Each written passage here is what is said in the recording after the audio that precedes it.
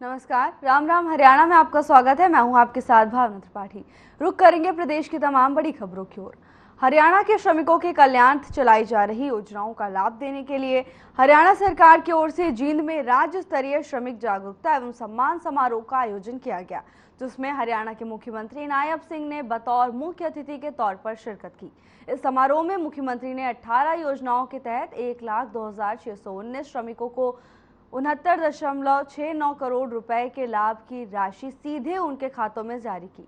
समारोह में मुख्यमंत्री ने सांकेतिक रूप से विभिन्न योजनाओं के लिए लाभार्थियों को चेक वितरित किए और बेटियों को इलेक्ट्रिक स्कूटी की चाबी सौंपी।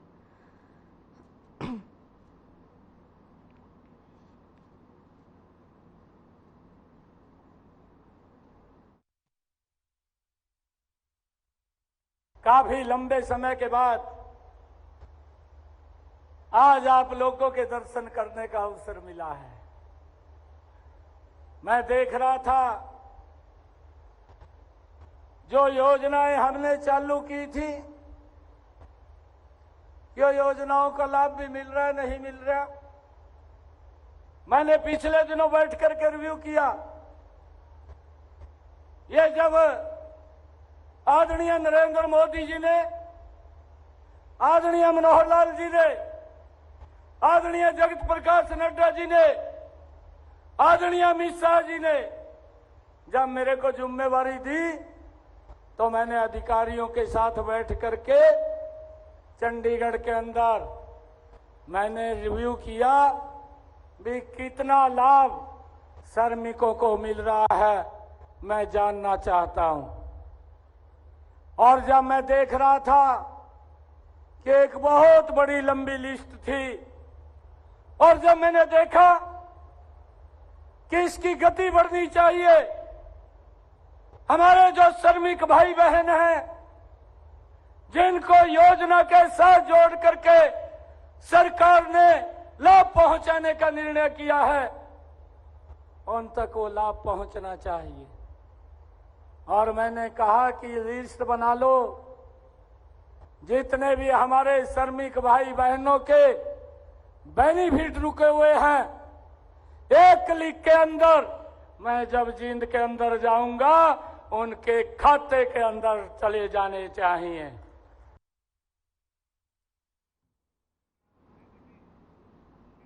हरियाणा के पूर्व सीएम चौधरी बंसीलाल की पुत्रवधू और भिवानी के तोशाम से एमएलए किरण चौधरी और उनकी बेटी श्रुति चौधरी बीजेपी में शामिल हो गई हैं। दोनों ने कांग्रेस का दामन छोड़कर दिल्ली स्थित बीजेपी मुख्यालय में पहुंचकर पार्टी की सदस्यता ली। श्रुति और किरण चौधरी को केंद्रीय मंत्री मनोहर लाल ने बीजेपी की सदस्यता ज्वाइन कराई। इस दौरान हरियाणा के सीएम सैनी भी इस बीजेपी मुख्यालय में मौजूद रहे। बीजेपी में शामिल होने पर पूर्व कांग्रेस नेता किरण चौधरी ने कहा कि ये फैसला उन्होंने अपने नेतृत्व और प्रधानमंत्री, जिन्होंने विकसित भारत का संकल्प रखा है, उनसे प्रेरित होकर लिया है। पीएम मोदी ने देश हित के जो कार्य किए हैं, उसी के कारण तीसरी बार दिल्ली में बीजेपी की सरकार बनी है।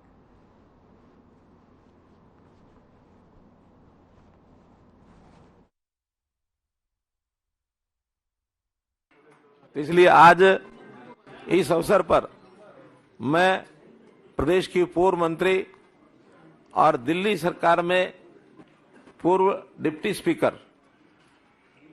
इनका पार्टी की ओर से, हरियाणा की ओर से दिल से हार्दिक स्वागत करता हूं कि इन्होंने बड़े परिवार में अपने आप को शामिल किया है। और इसी प्रकार हमारी बेटी श्रुति चौधरी, पूर्व सांसद, इन्होंने भी आज पार्टी ज्वाइन की है। और संयोग ऐसा है कि हमारे सुरेंद्र नागर जी जो सह प्रभारी और श्रुति चौधरी एक ही समय में लोकसभा में मेंबर पार्लियामेंट ये थे। तो इसलिए इन सब बातों को ध्यान में रखते हुए मुझे लगता है कि भारतीय जनता पार्टी का एक ठीक प्लेटफॉर्म इनको मिला है। मैं विश्वास दिलाता हूं कि यहां नए पुराने का विषय नहीं होता। जब भी जो इस समुद्र में आके मिलता है वो समुद्र का हो जाता है। हम सबका बराबर सम्मान करते हैं।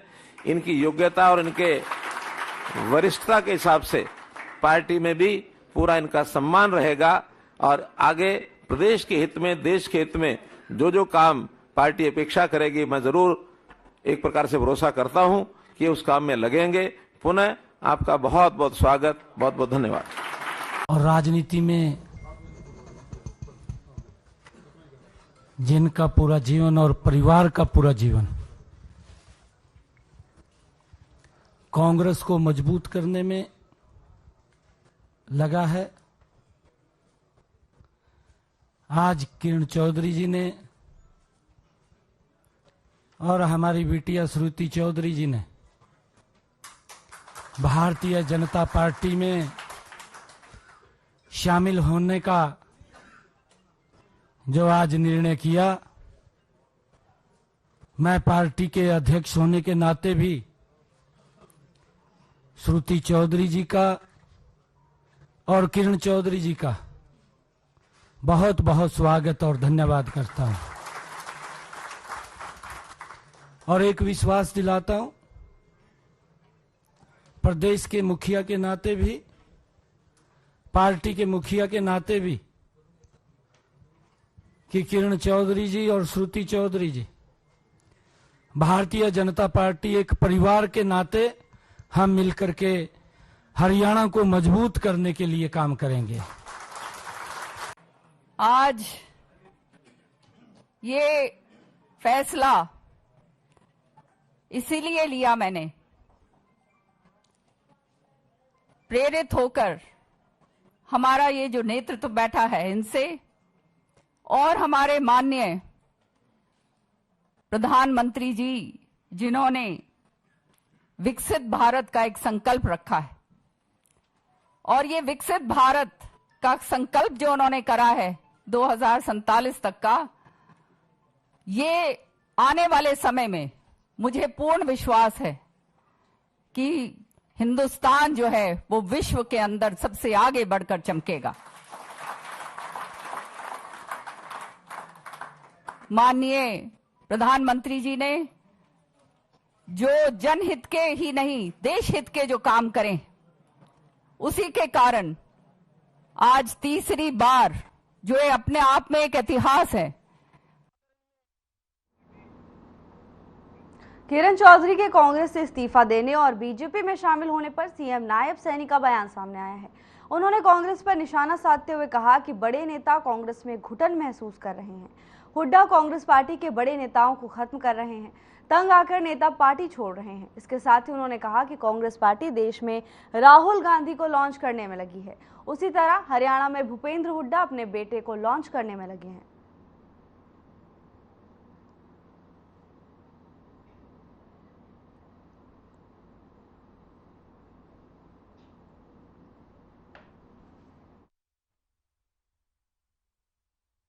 कांग्रेस में घुटन महसूस कर रहे हैं क्योंकि कांग्रेस में भूपेंद्र सिंह हुड्डा अपने बेटे को लॉन्च करने में लगे हुए हैं।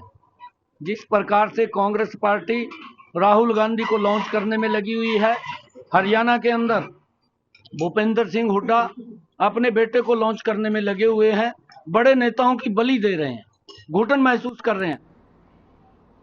खबर पलवल से है, जहां नागरिक अस्पताल मरीजों को मिलने वाली सुविधा ना होने के कारण अस्पताल में इलाज करवाने आए मरीजों को काफी दिक्कत का सामना करना पड़ रहा है। सुविधाओं के अभाव के कारण मरीजों को काफी निराश होना पड़ रहा है। पिछले लंबे समय से ऑपरेशन थिएटर में एसी खराब होने के कारण मरीजों के ऑपरेशन नहीं हो पा रहे हैं। मरीज का कहना है कि सुविधाओं की कमी के कारण उन्हें कई घंटे इंतजार करना पड़ रहा है। काफी लंबे समय के इंतजार के बाद जब मरीज का नंबर आता है तो या लाइट चली जाती है या अंदर उपकरण खराब हो जाते हैं, जिन्हें अगली बार आने के लिए कहा जाता है। वहीं स्वास्थ्य विभाग के महानिदेशक के निरीक्षण के बावजूद भी स्वास्थ्य विभाग के अधिकारियों की लापरवाही के चलते अभी तक मरीजों की सुविधाओं में कोई इजाफा नहीं हुआ है।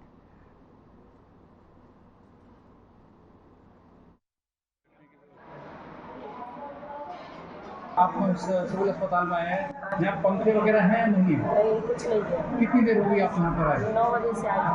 कोई सुविधाएं यहाँ पे नहीं, सरकार की तरफ से मिलती है? नहीं, गर्मी में ऐसे ही खड़े हैं सुबह से। ऐसे ही खड़े हैं।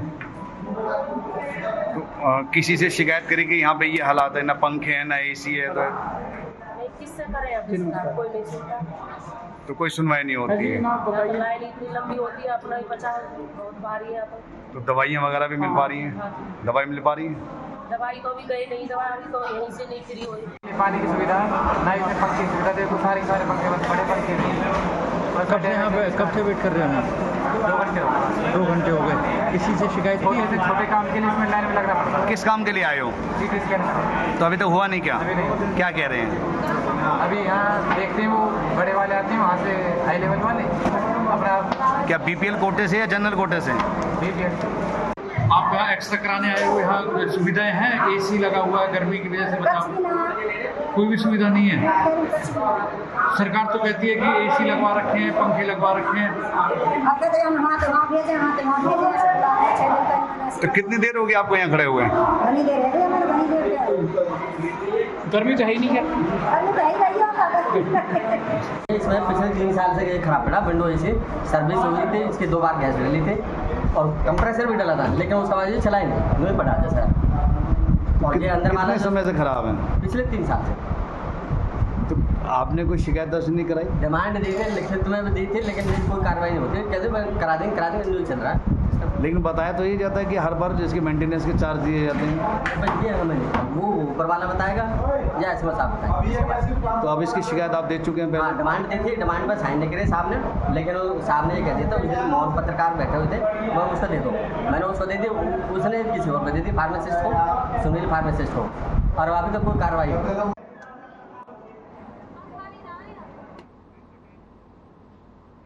कई सालों बाद पड़ी ऐसी भीषण गर्मी ने पिछले कई सालों के रिकॉर्ड तोड़ दिए हैं। लोग गर्मी से त्राहिमाम कर रहे हैं। हरियाणा के परिवहन मंत्री असीम गोयल ने बसों में यात्रियों को ठंडे पानी के वितरण के लिए सभी जीएम को आदेश जारी कर दिए हैं और सभी बसों में लोगों को बसों में ही ठंडे पानी की सुविधा मिलने लगी है, जिसका लोगों ने भरपूर स्वागत किया। इस सुविधा से जहां बस ड्राइवर को कई बार सवारी के कहने से पीने के पानी के लिए बस रोकनी पड़ती थी, वहीं यात्रियों को भी कई बार महंगी पानी की बोतल खरीदनी पड़ती थी, लेकिन इससे अब छुटकारा मिला है।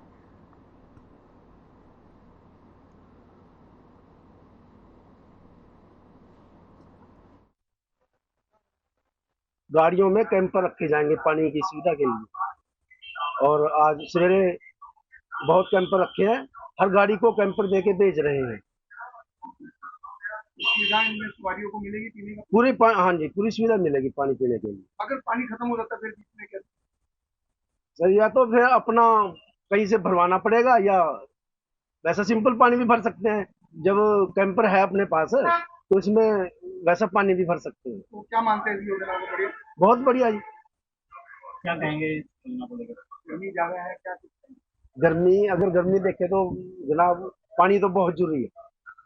और ये सब डिपो नारायणगढ़ की गाड़ी है, जो आज से इसमें पानी की सुविधा शुरू की है सरकार ने, और आज हमें सुबह वहाँ यार्ड मास्टर से कैंपर मिल गया, जो यात्रियों के लिए मुफ्त सुविधा है। खत्म होगा पानी तो फिर कैसे भरेंगे? रास्ते में से कहीं अरेंज करेंगे या किसी बस अड्डे से ले लेंगे, दोबारा से इसको फिर भर लेंगे। बिल्कुल है जी, जो है 20-20, 30-30 रुपए की पानी की बोतलें बीच में बेचते हैं।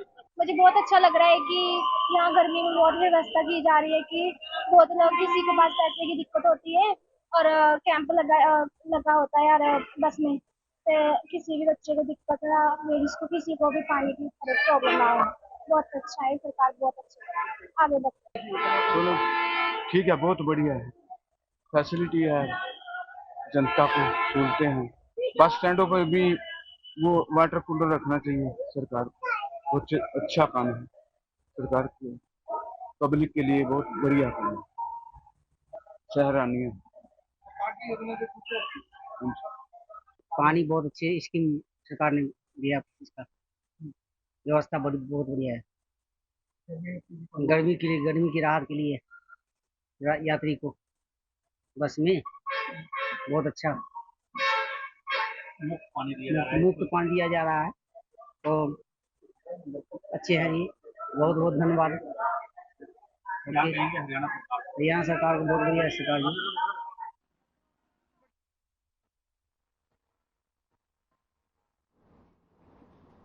एक छोटे से ब्रेक के लिए रुकेंगे, जल्द हाजिर होंगे ब्रेक के बाद।